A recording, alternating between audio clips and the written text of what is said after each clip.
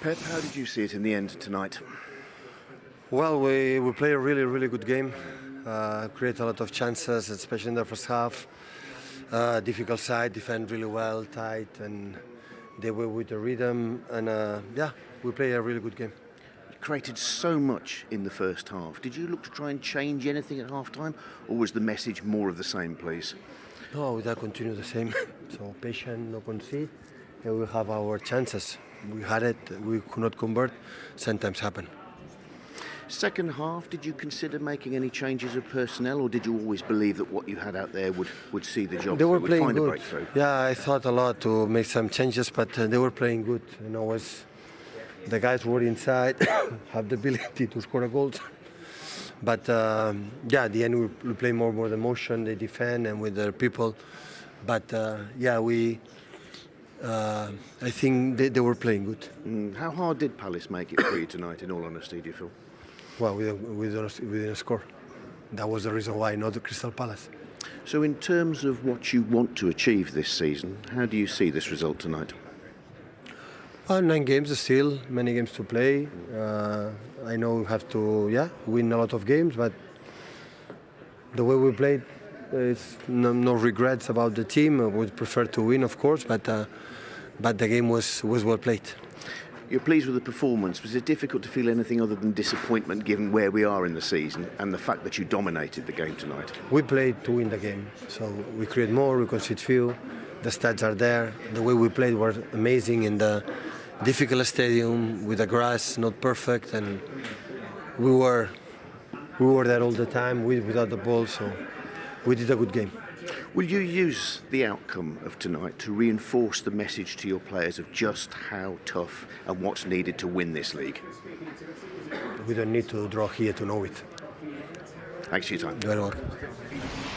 Well, he's addressed questions all season, Pep Guardiola, about City's lack of a striker. How significant do you think it was this evening? Guardiola himself has said when people have said to him it's not a problem for City because they're so good, he's always said, you wait until we don't score and then you'll be asking me questions why we don't have a striker. What's your take on it? Yeah, I think, look, we're talking about fine margins when you're talking about these two great sides who are going for the Premier League title and have been for a number of years now. You're not talking about massive differences between them.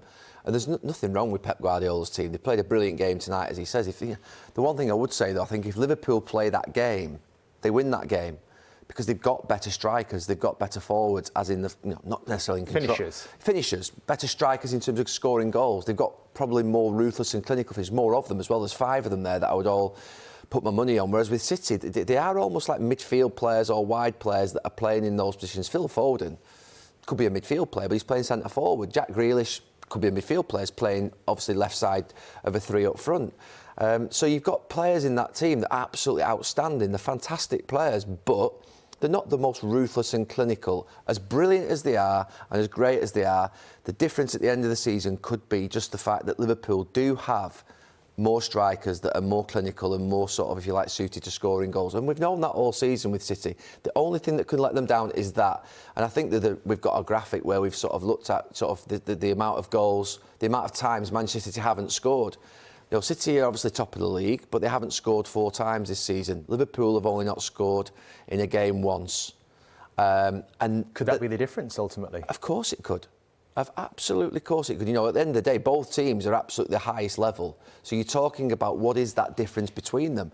Diaz has come in January, Jota, Firmino, Mane, Salah, all there. Liverpool are going to score goals. Liverpool are on an unbelievable run. City, brilliant team, still could win this league, no doubts. But that could be the difference. I don't know what you think on that. No, I mean, it's something that we've said, and I think I always feel when a team doesn't have a striker and then we watch Man City playing the football they play. Now, more often than not, teams will play better football because they've got more players who actually want to get on the ball, want to come short, want to play, and you can't get the ball off them. But there will be times when you want that guy, as I said, to put the ball in the back of the net. But whether they'd have had Harry Kane tonight, would that have made a difference? I mean, I always said in the summer, I was surprised that the money that they paid for Jack Grealish, they didn't pay for Harry Kane, because I didn't feel that they particularly needed Jack Grealish, obviously a quality player, but certainly with Foden being able to play there, Bernardo Silva, Raheem Sterling as well, I did feel it probably wasn't the right choice. But listen, City can still go on and win a treble this season, and tonight they've missed chances that, even if you're a midfield player or a striker, you should score them. But do you think also, if they've had the options that Liverpool have up front, he probably would have made a substitution, wouldn't he? Yeah, I mean, I was surprised that even Gundogan from midfield is always liable to get a goal. I thought it was strange that he didn't make a substitution, but sometimes when your team's playing that well, you just think someone's going to put one in sooner or later. But it could. That could make a huge difference in terms of not having a striker. But, as I said, the quality City have shown this season, where they are in the league, where they are in every competition. I mean, sometimes I'm not sure Pep Guardiola will probably listen to us too much about that situation, but it could prove pivotal